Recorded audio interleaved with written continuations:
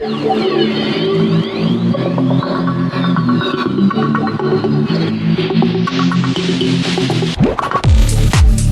back to Podcasters Row. This is King of Podcasts here with you. Thanking you for joining me. And, you know, for those that might be wondering, well, it's been a couple weeks since we've had a show. Come on. It's all about who comes in and takes my invite to come on the program. And if you want to be on the program, you can find a link through kingofpodcasts.com. Just click on Podcasters Row and you'll find a place where you can actually book your appearance on the program, or just reach out to me at kingofpodcasts@yahoo.com. You could do that as well. So on the program today, we're going to go talk to folks that are, I'll tell you, very interesting when it comes to knowing that with podcasting, you could do so many niche-driven podcasts, and as niche as you want it to be. And this is a great example. So the podcast we're going to talk about today is called Keep the Flame Alive. For fans of the Olympics and Paralympics, and the hosts host a weekly show that has everything fans want to know about the Olympic and Paralympic movements, how sports work, history, host city information, and much more. I'm here with the hosts of the Keep the Flame Alive podcast, Jaracz and Alison Brown. Jill and Alison, thanks for being on. Oh, thank you for having us. Thank you. This is going to be fun, right? I'm just amazed with what you've been able to do so far, where I never really thought about when Olympics only come 4 times a year, or every 4 years. But of course, there's winter, there's summer, and there's Paralympics, and there's also all the world championships that go along with it. So it's just one of those things where, first of all, the media coverage that's out there for that, you know, in America, it's always, well, if it's something about the USA, okay, let's talk about it. But, I mean, how much coverage is there? I mean, we used to be, we've had channels that might go and cover Olympics to some point, or you might find some random world championships coverage or whatever there might be, but that's tough to come by. And I don't know how much of it really streams that you can actually just access. That's my first question is, where is it that you're able to go ahead and keep up besides the major Olympic Games, the Olympiads we always have every few years? What is it about how you're able to go and keep up with what's going on? You know, it really has become harder and harder as streaming has come to the forefront, and everything's become a little bit more fragmented because of that. So the Olympics used to have an Olympic channel, and NBC Sports used to have an NBC Sports Network. Both of those have gone by the wayside. NBC, which holds the rights to the Olympics in the U.S., and they also do a lot of coverage of World Championship stuff. A lot of that coverage has gone to Peacock, or figure skating has a special ice skating package.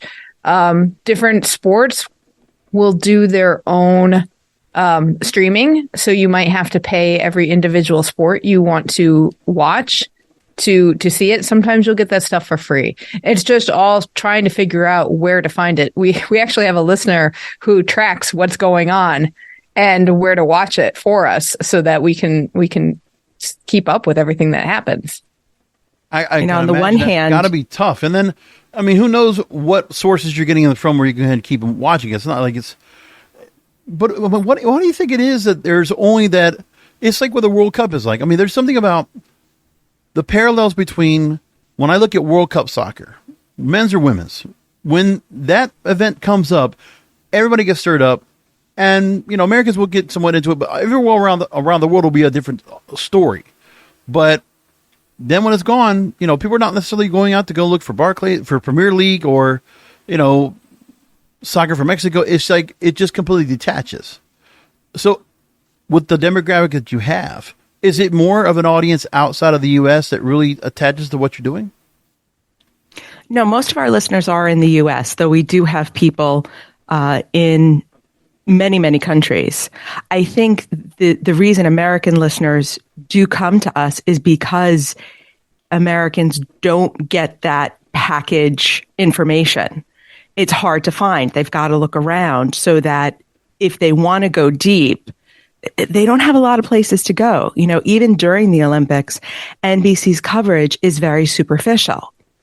It tends to be these kind of prepackaged feel-good stories, but you're not really getting into the nitty-gritty of things. And we love going deep, and we love going into the ridiculous, niche, really oddball pieces of the games.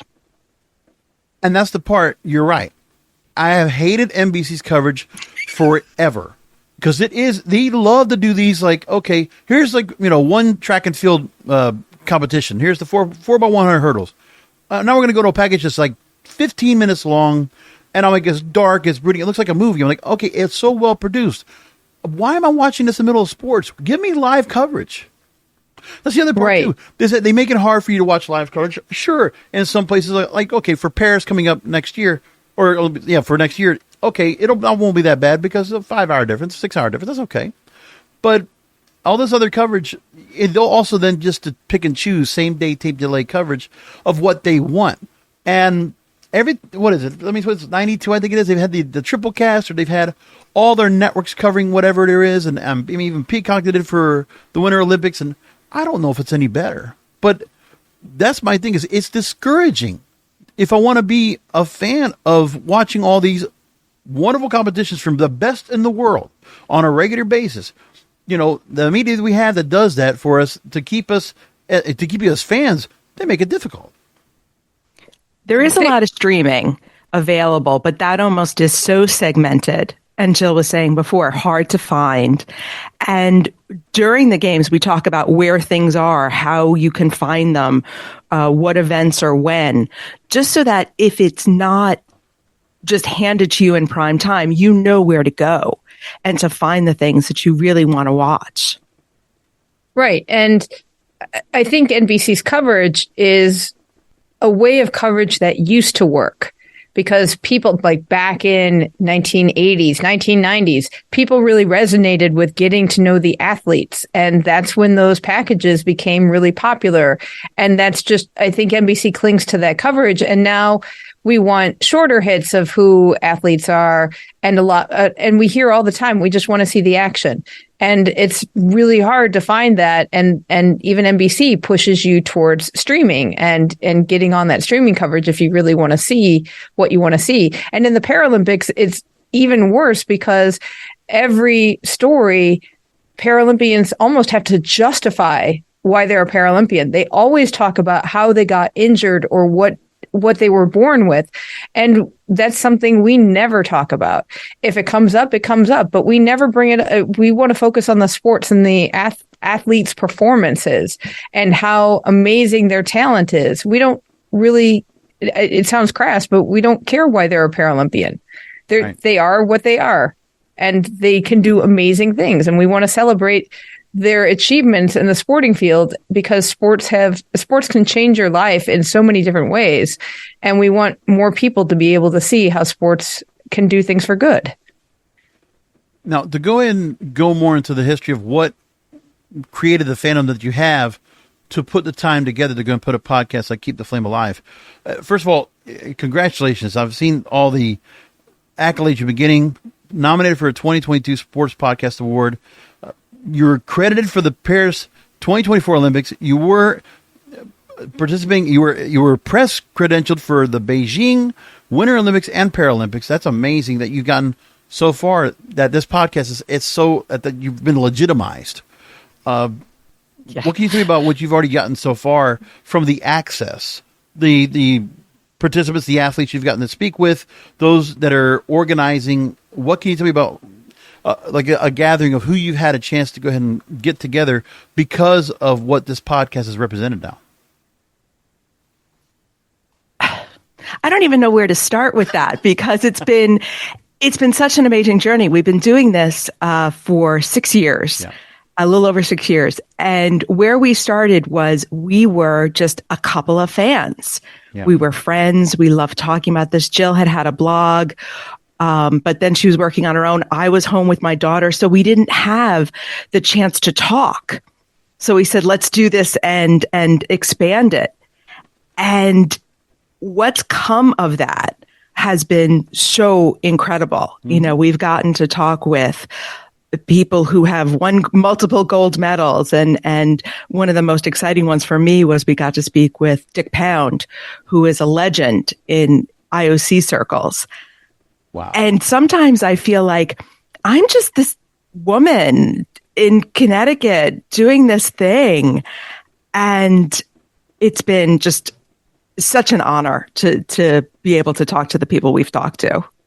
Right. And the community that's built up around the podcast has also been so incredibly special. And that's one of the things I hadn't anticipated when we first started this. We've had listeners who have discovered us and have been telling us, oh, there's no place else I can really go and geek out about the Olympics anymore. And we've created a safe space to do that. And everybody has a great time. We celebrate any country. We're not just a Team USA driven show. Right. We really love looking at what other athletes experience from other countries and how other countries support their athletes and what fandom is like in those countries.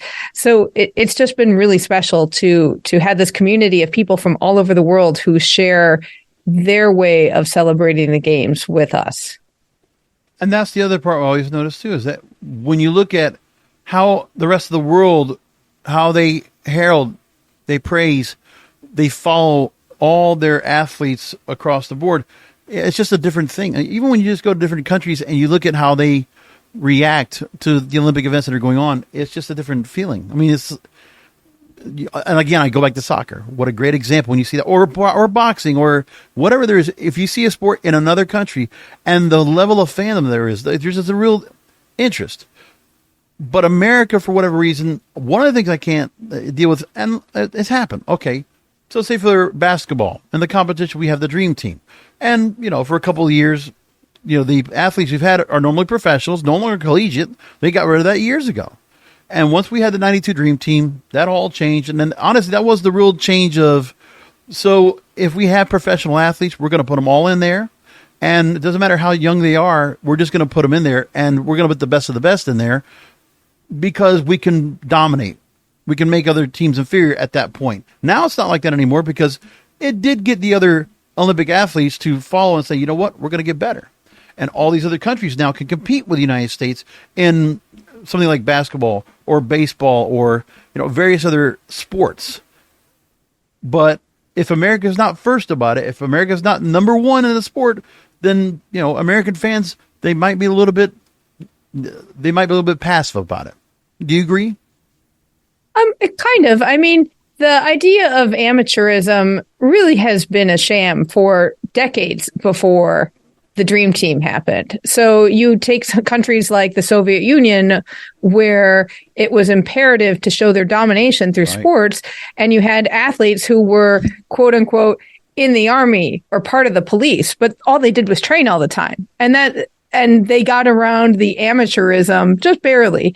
So when the International Olympic Committee finally said, okay, we'll just let pro athletes in. It does let the best of the best in most sports into the games, but it also kind of raises the level for other athletes to be able to train and earn money, because there are many, many stories of athletes in the past who have lost medals because they, the story of Jim Thorpe, who had his medal stripped from him because he played baseball in the minor leagues for a summer. Yeah. And he finally got his medal reinstated recently. You've got other athletes who weren't allowed to take any money, but they were expected to put so much time and energy into being the best at their sport. And it wasn't tenable anymore. And so letting everybody have kind of a level playing field at being a professional athlete helps. Whether or not the money is there, for most sports, the money isn't there. And there are so many athletes, even in the U.S., we think the U.S. is the best of everything, but they get very little support. And if they're in a tiny sport like, say, modern pentathlon, they're not getting much funding at all. So it's a fine line. Plus, when you think about the young athletes that across the board have become superstars, the launching pad that the Olympics has been. Just for yourselves, Alison, you make mention of how you were so admired by Dorothy Hamill and Nadia Comenici, right? When I think about, Oksana Bayul, you think about, if I think about like Oscar De La Hoya when it comes to boxing, or when I think of, there's all these different Olympians that, Simone Biles on the current day for the gymnastics. Always gymnastics for something about, it's just, you see these young stars, bright futures, and then all of a sudden they just come across. Mary Lou Retton, great example. And I hope she's doing well. I know there's a lot of medical issues she's been going through. But you think about all the stars we've had, the ones that hit the Wheaties box, and it's those stories don't get told enough or at all. And I think we missed that part. Like, I mean, when you think about the gymnastics team from a few years ago with Simone Biles, Michaela Maroney, and I'm saying, and then we just lose track. Like, they're going to be such big names, and we were going to see them across the board in various things. And I'm like, what happened? I feel like there's a thing too where that was the appeal of the Olympics, to see all these young, bright stars, and we're getting to see them for the first time, and they become overnight sensations. And that's, 1% of the Olympic competitors. Those are the people who won the medal. And there are literally thousands of other competitors in each Olympics that don't get on the Wheaties box, right, but have just as valid a story and just as valid a personality that can. And it is strange as to, recently somebody asked us, why do we see them for a few years and then they disappear? Yeah. And I think part of it is, one, if you're not still winning, a lot of people don't care. And two, there's always somebody new coming down the pipeline. I mean, we see that in any kind of entertainment or any kind of stardom. So what about everybody else? And what if you love a small sport whose even gold medalist is never going to be on the Wheaties box? You're never going to see a bobsledder or a biathlete or a modern pentathlete or a fencer probably on your TVs that much. You're going to see a gymnast, a swimmer, a track star. So there's a lot of other people that are worthwhile to talk about. And I think after the Olympics is over, once you've had your fill of sports 24/7 for almost 3 weeks, you got to come down from that high. But then it's really hard to figure out what another sport's schedule is like. We're very familiar with what happens in baseball. We know the football season, the hockey season. It's really hard to find out what the gymnastics season is. And there's not that many meets a year. Same with swimming. What's the trajectory there? All of these little sports just have a really difficult time finding an audience because it's hard for the audience to find their schedule and follow the season unless you're in the sport. And that can be very tough. Right. But now what happens is, at this point, I mean, it's NBC that is the lead when it comes to having any coverage of the Olympics at all and how they're going to offer it. And, they pay a lot of money for it. The last check was over $7 billion to carry the games. And it's only for a couple of weeks a year, or every couple of years to go and have that. And what they don't do is, when live sports now on streaming is so important, and for on cable itself, live sports is really, that's the one thing that's holding up cable and network TV anyway, is when they have live sports. But for whatever reason, no consideration of the fact that live sports like the Olympics, positioned and broadcast right. Obviously, with your podcast, you're showing there's an interest in the Olympics. And this is one of the bastions of places to go ahead and get consistent coverage. And the other part, too, I got to make mention of for both of you, Jill and Alison, like you said, I don't know how much sports you did yourselves. But it's like you said, you weren't any professional athletes, but you're fans. And for me, I think sometimes the best podcasters are the ones that they weren't involved in the sport. They don't have any kind of, there's nothing where they feel like they have to be beholden to the sport and say, okay, we have to speak nice about it. We have to go ahead and tread a line. No, we can be as critical or as, complimentary as we want. And I think some of the best shows are those that it's just when there's a real passion and an interest of what you're getting to be a part of, more than it is of being involved. One of the things, well, first of all, Jill edits, thank goodness, because we joke about how many countries I can't go to anymore because of things I've said on the show. Oh. And people we can't interview because we will have opinions. We've been watching these sports and this movement a very long time, and we have no pretense of thinking the Olympics are perfect and the Paralympics are perfect. There's a lot of problems in the movement, and we do talk about that. And I like that we talk about it because we're not looking at this with rose-colored glasses thinking, oh, everything is perfect. Everybody gets a gold medal. Everything is wonderful. No, there's financial issues. There's corruption. There's doping. There's lots of things that we do talk about because it matters. It matters to fans and it affects how we watch the events and the sports. And I don't want, and it's not black and white. There's a lot of gray. And I think that's what was missing in coverage in general. Everything is good and evil, hero and villain. And it's so much more complicated than that. These are real people, and real people are gray, and real movements are gray. And I think we play a lot in the gray with what we talk about. I want to ask now about some of the sports that have been brought in now, starting with the Paris 2024 Olympics. So they want to go ahead and bring in more sports that are closely associated with youth, reward creativity, and athletic performance. So now breakdancing, sport climbing, skateboarding, and surfing are now Olympic sports. What do you think about these sports being integrated into the program? So back in the day, and maybe you remember this, there used to be demonstration sports where sports would, for a lot of sports, getting into the Olympics is a major goal because that means extra funding. The International Olympic Committee does fund a lot of sports federations, and they give them a lot of money. And that is critical to a lot of sports budgets. So they want to get in the Olympics for that funding. They also want to get exposure so that people get interested in their sport. They used to have demonstration sports, and maybe the demonstration sports would get onto the Olympic program. Mm-hmm. They changed that a few years ago with now the host city gets to pick a certain number of sports that come on. Oh, okay. And so this happened in Tokyo. Several sports were in Tokyo. So sport climbing was in Tokyo, along with surfing.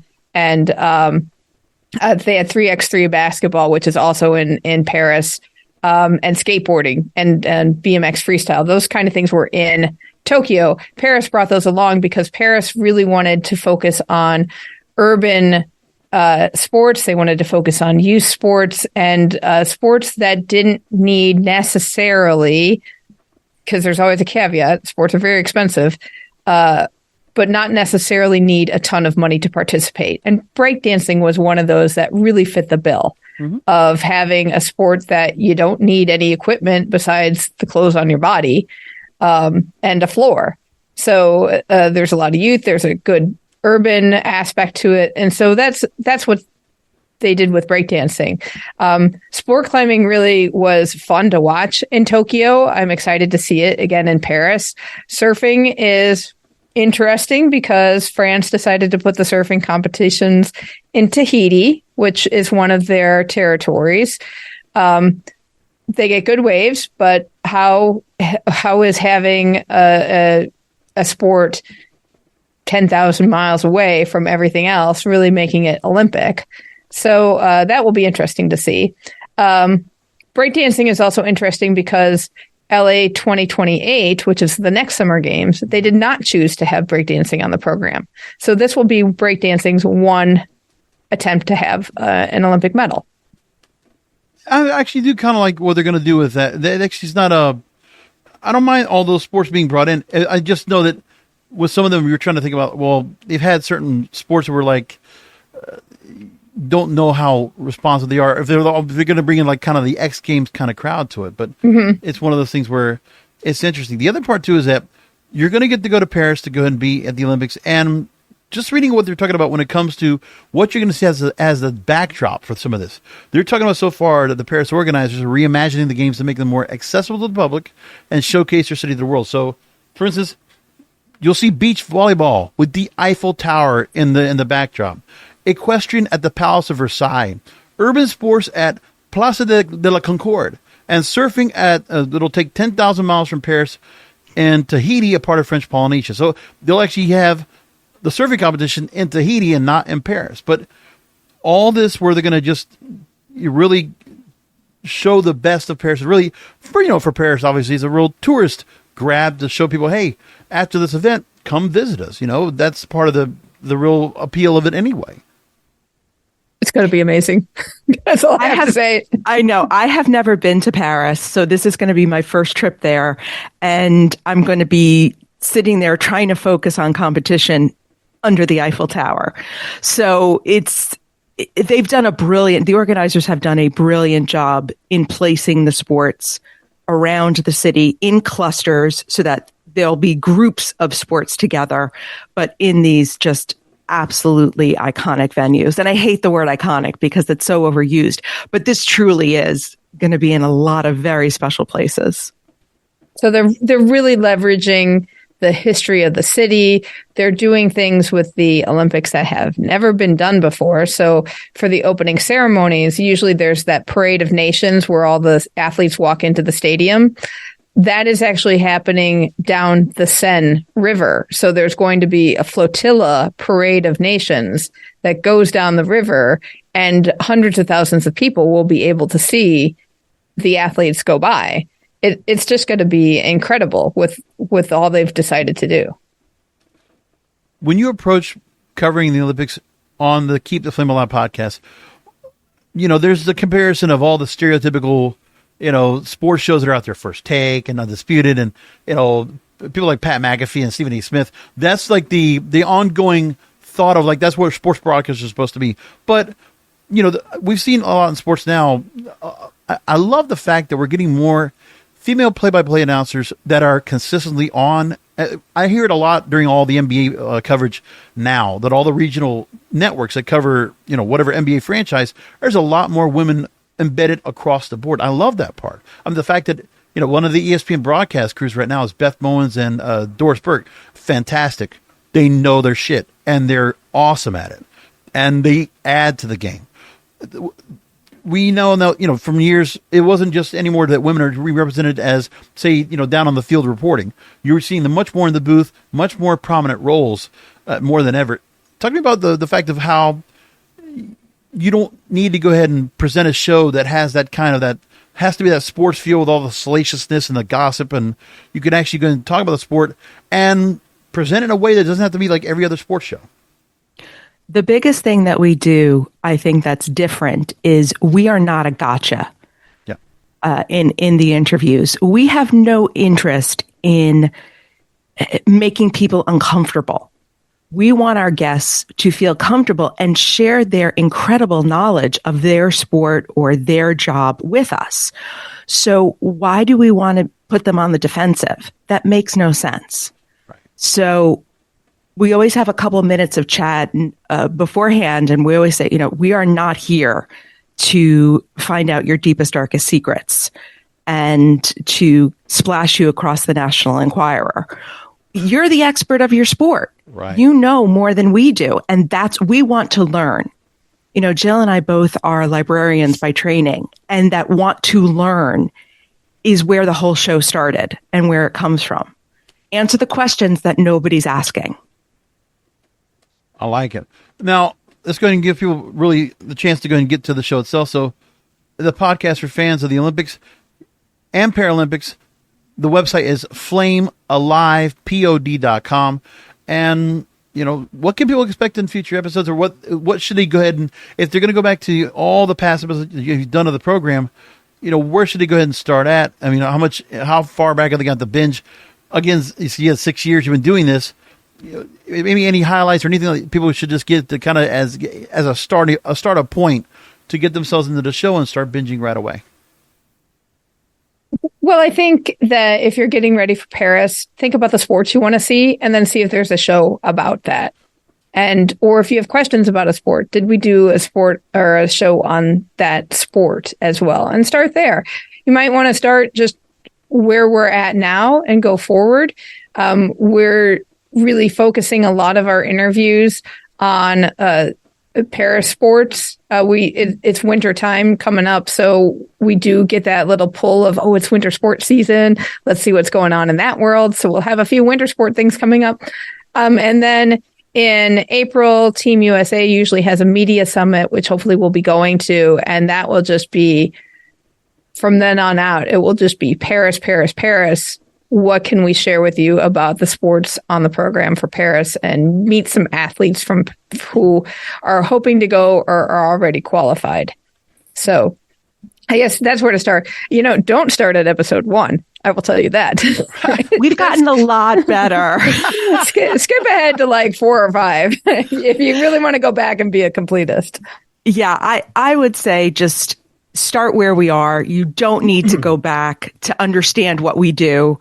If you want to get a preview of what we're going to be doing in Paris, we have daily shows from Beijing that are there and that are fun to listen to. And I think it'll give you a taste of what our coverage when we do the daily shows looks like. It is definitely not NBC. I'll just say that. It is nitty gritty, what we're doing every day. And I think what we're going to have to do in Paris, because we don't have a staff of runners and cars taking us everywhere. We're on the subway like the fans. We're on the trains like the fans. We're working our way through the lines.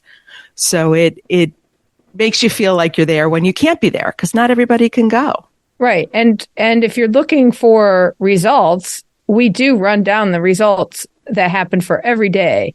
And that's one of the things that I find can be difficult to find in other coverage, is what's actually going on, what actually happened. So we do make sure and cover everything that gets on the program and share what's going on. So it doesn't matter what sport you like, even if we haven't covered it in the regular show, you're going to be able to find out what's happening day by day.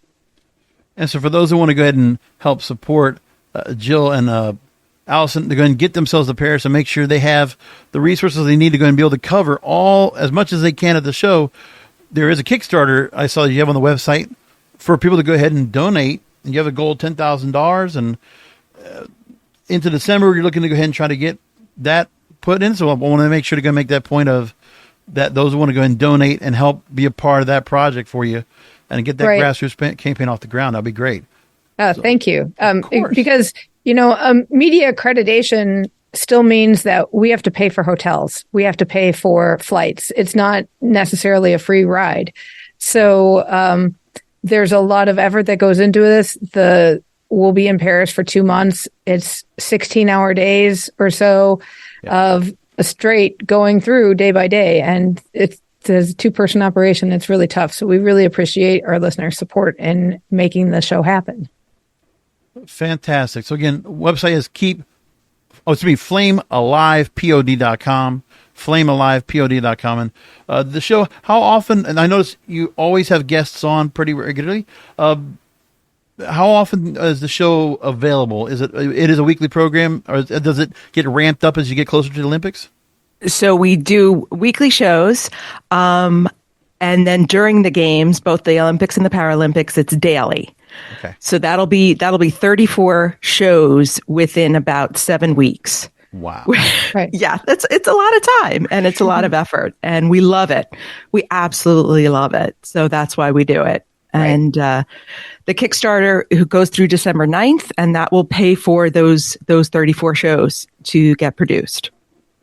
Fantastic. I love all the work you're putting into this. It's amazing. I just feel bad that, I haven't caught any of these shows yet, but I'm telling you, the niche is amazing. There's so much to talk about it. I know that part of it's like, but as we started the interview off, it's like, when I think about this, first off, how are you doing it? Because that's the part. Okay, you're going to go to the games, you get the accreditation, and one of the few places you're going to find the most in-depth coverage of the games itself is what you're going to be doing in Paris coming up. That's a lot of programming to do. And, it's also where it's a different thing when you actually are following the sport and not just coming in like some of these broadcasters. Oh, they might prep for like a month ahead of time or something like that, but they're not watching. They're not keeping in touch. You are. Which is why your show, more importantly, if you want to know Olympics, you go to Keep the Flame. You should go ahead and listen to these two ladies and get fully encompassed and absorb the Olympics and be ready for the Olympics when they come up in Paris in 2024, the Olympics and Paralympics. Jill Jaracz, Alison Brown, Keep the Flame Alive podcast. Thank you so much for being on with me on Podcasters Row. Really appreciate you taking time out to talk to me. You're welcome. Thank you for having us. My pleasure. I'm amazed with all that, and what a great subject going to bring up, because there's not enough. And you know what? I think they probably do a much better job than NBC does. I hope they step it up. Because, you notice all those names that we talked about before, like Nadia Comenici or Mary Lou Retton or Dorothy Hamill, that's what ABC used to cover. Jim McKay and all that. Those are the days. Oh, Jim McKay. You know, the Russians being beaten in the Olympics in ice hockey in 1980, Lake Placid. Give me that fire, okay? I want that again. All right, folks, that's the Podcaster Show. Thanks for listening in. We'll talk to you next time.